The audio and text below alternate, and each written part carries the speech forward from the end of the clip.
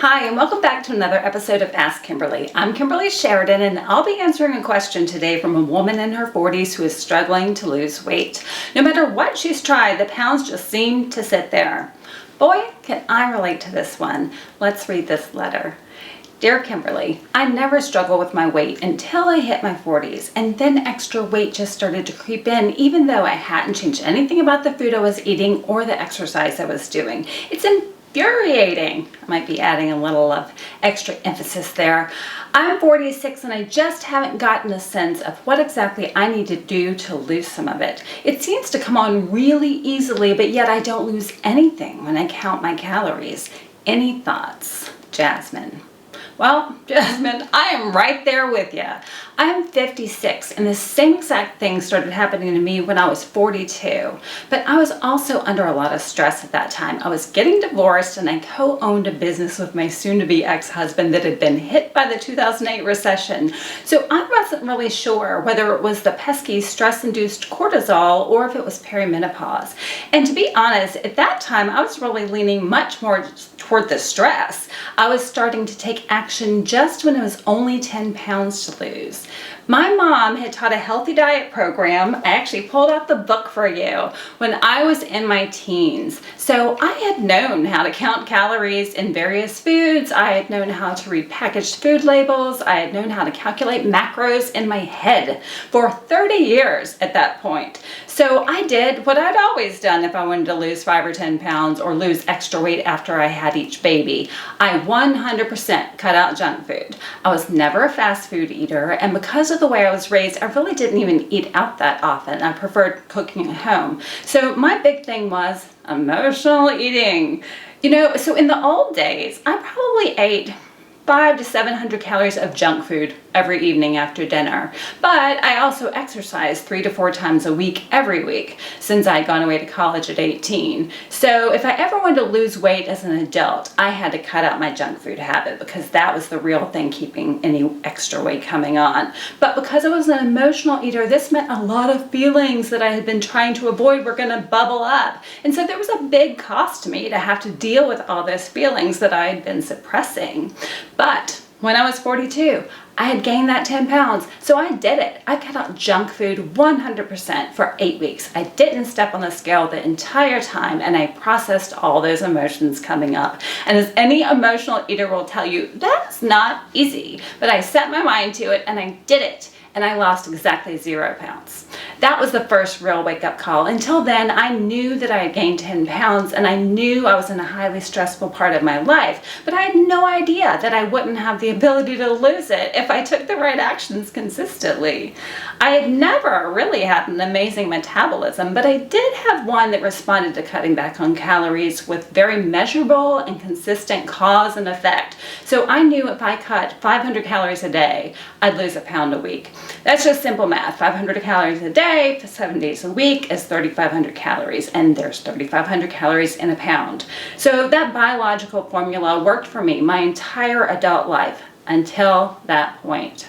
And none of the older women in my life, like my mom or my closest aunt, really seemed to have a problem with their weight. Although I suppose some of their friends did, but I wasn't really privy to their lifestyle choices of those women. So I couldn't really tell, what was cause and effect for them. But with my mom and my aunt, I could.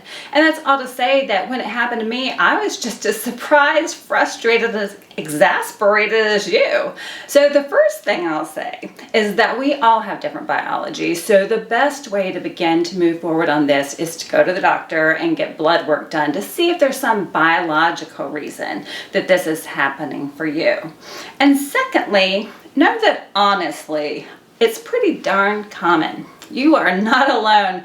This does not relieve you of much of your frustration, I'm sure. But at least know that while it doesn't happen to all women, it does happen to quite a few of us, including ones like me, and perhaps you never had a problem before now, just like me. So even now, I know many women who seem to be able to eat 2 times the calories that I eat and still not gain tons of weight. But ultimately, we've got to play the cards that we're dealt, right? So finally, I'll tell you exactly what it took for me to lose 1 pound a week. It took 1,000 calories a day, 100% whole foods, walking 2 miles a day, and eating 0 processed sugar or really processed foods. And if I eat any junk, I can easily gain 2 pounds a week. Any junk. So it's like I lose at halftime and I gain at double time. So if I eat even 3 full meals, 100% whole food, not crazy calorie meals, I could still gain a pound a week. So that's my reality. So I finally made the decision, I'm just going to eat 1,000 calories a day. I'm going to walk 2 miles a day. I'm going to stick with 100% whole foods and no processed foods or processed sugar. So I still eat a small amount of maple syrup or honey if it's in a recipe, and I make changes to those recipes if I can to cut back on those things, if I can keep the recipe turning out good, like a banana bread, for example.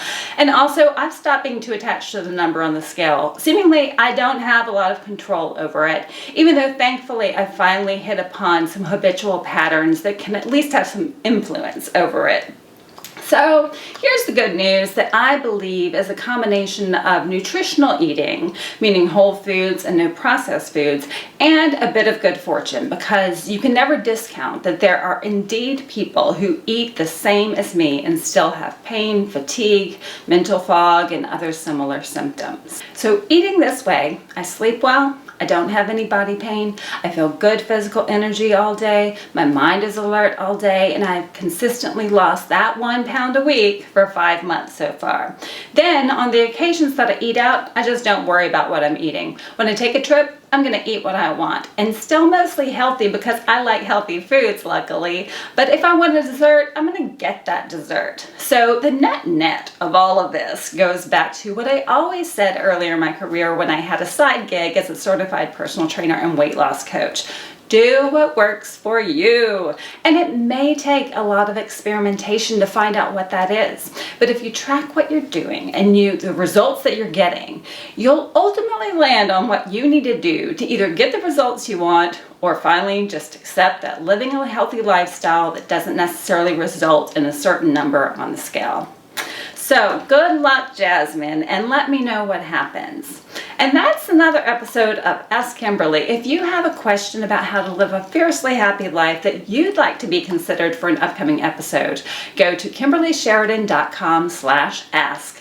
And as always, I invite you to join me on the fiercely happy adventure to live a no regrets, fiercely happy life at KimberlySheridan.com.